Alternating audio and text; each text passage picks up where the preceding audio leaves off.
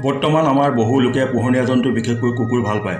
বহু লোকে এই পোহনীয়া কুকুৰৰ সৈতে বহু সময় অতিবাহিত কৰে। খাওঁতে শুওঁতে উঠোঁতে বহুতে সকলো সময়তে আপোনাৰ মৰমৰ অতি আদৰৰ চেনেহৰ কুকুৰটি আপোনাৰ কাষতে বা লগতে থাকে। কুকুৰ আজি বাসগৃহৰ ৰখীয়া বা চিকাৰীৰ সহায়ক বন্ধু হৈ থকা নাই।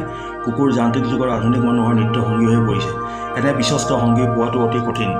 সেয়ে বহু কুকুৰপ্ৰেমীয়ে বহু টকা খৰচা কৰি বিদেশৰ পৰা বহু উন্নত জাতৰ কুকুৰ ক্ৰয় কৰা দেখা গৈছে।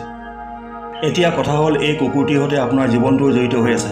অৰ্থাৎ এটা ৰোগীয়া কুকুৰৰ পৰা আপোনাৰ দেহলৈ কিছুমান ৰোগ সংক্ৰমিত হয়, ফলত আপোনাৰ জীৱনটো ভয়াৱহ হ'ব পাৰে। কুকুৰৰ পৰা মানুহৰ দেহলৈ বহু ভয়াৱহ ৰোগ যে সংক্ৰমিত হয়, বহু কুকুৰপ্ৰেমীয়ে নাজানে। বৰ্তমান কুকুৰৰ পৰা মানুহৰ দেহলৈ বিয়পিবলৈ আৰম্ভ কৰা সঘনাই চৰ্চিত হোৱা কুকুৰৰ এই দুৰাৰোগ্য ৰোগবিধ হ'ল ব্ৰুচেলোচিছ। ব্ৰুচেলা কেনিছ নামৰ এবিধ বেক্টেৰিয়াৰ দ্বাৰা ব্ৰুচেলোচিছ নামৰ এই দুৰাৰোগ্য ৰোগবিধ কুকুৰৰ দেহত সংক্ৰমিত হয়। পলমকৈ পোৱা তথ্য অনুসৰি ব্ৰিটেইনত বহু লোক ব্ৰুচেলা কেনিছত আক্ৰান্ত হৈছে। অৰ্থাৎ কুকুৰক সংক্ৰমিত কৰা ব্ৰুচেলা কেনিছ নামৰ বেক্টেৰিয়াবিধ মানুহৰ দেহতো পোৱা গৈছে। ব্ৰুচেলা কেনিছ নামৰ বেক্টেৰিয়াবিধ পূব ইউৰোপৰ পৰা আমদানি কৰা কুকুৰৰ ক্ষেত্ৰত বেছিকৈ দেখা যায়। মানুহৰ ক্ষেত্ৰত ব্ৰুচেলা কেনিছ সংক্ৰমণ হোৱাৰ লক্ষণবোৰ সহজতে ধৰা নপৰে যদিও কিছুমান সাধাৰণ লক্ষণ দেখা পোৱা যায়। সেইবোৰ হ'ল জ্বৰ হয়, ভোক আৰু ওজন কমি যায়, ঘাম ওলায়, মূৰৰ বিষ হয়, অৱশ হৈ পৰে, দুৰ্বল অনুভৱ কৰে, পিঠি আৰু গাঁঠিৰ বিষ হয়। ব্ৰুচেলা কেনিছ নামৰ বেক্টেৰিয়াবিধে কুকুৰৰ ক্ষেত্ৰত প্ৰধানকৈ কুকুৰৰ প্ৰজনন তন্ত্ৰত প্ৰভাৱ পেলায়, ফলত বন্ধ্যাত্ব আৰু গৰ্ভপাতৰ সৃষ্টি হয়। ব্ৰুচেলা কেনিছ বিয়পে কেনেকৈ?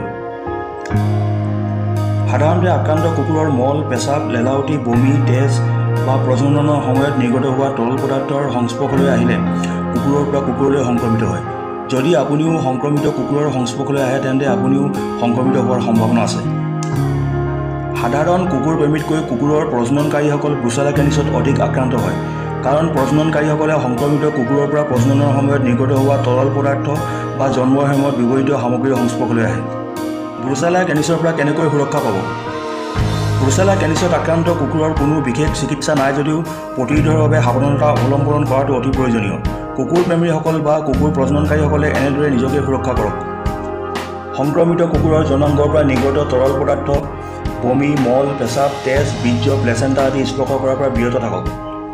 কুকুৰৰ মল-মূত্ৰ পৰিষ্কাৰ কৰোঁতে হাত মোজা ব্যৱহাৰ কৰক। বীজাণুনাশক দ্ৰব্যৰে নিজৰ ঘৰখন ভালদৰে পৰিষ্কাৰ কৰক। কুকুৰ ৰখা ঘৰৰ ভিতৰত আৰু ঘৰৰ আশে-পাশে পৰিষ্কাৰ পৰিচ্ছন্নতা বজাই ৰাখক। কুকুৰটো পৰীক্ষা কৰাৰ পাছত বা স্পৰ্শ কৰাৰ পাছত খাৰযুক্ত চাবোনেৰে হাত ধুবলৈ নাপাহৰিব। যদি আপোনাৰ কুকুৰে আপোনাক চেলেকাৰ অভ্যাস আছে তেন্তে ইয়াক বৰ্জন কৰক, বিশেষকৈ মুখত কেতিয়াও চেলেকিব নিদিব। যদি আপুনি আপোনাৰ ঘৰলৈ নতুন কুকুৰ পোৱালি আনিছে তেন্তে প্ৰথমে পশু চিকিৎসকৰ সহায়ত ব্ৰুচেলা কেনিছৰ উপস্থিতি পৰীক্ষা কৰক। অচিনাকি কুকুৰ স্পৰ্শ কৰাৰ পৰা বিৰত থাকক। বিদেশী কুকুৰ কিনোতে সদায় সাৱধান হওক। ব্ৰুচেলা কেনিছ মুক্ত প্ৰমাণপত্ৰ বিচাৰক।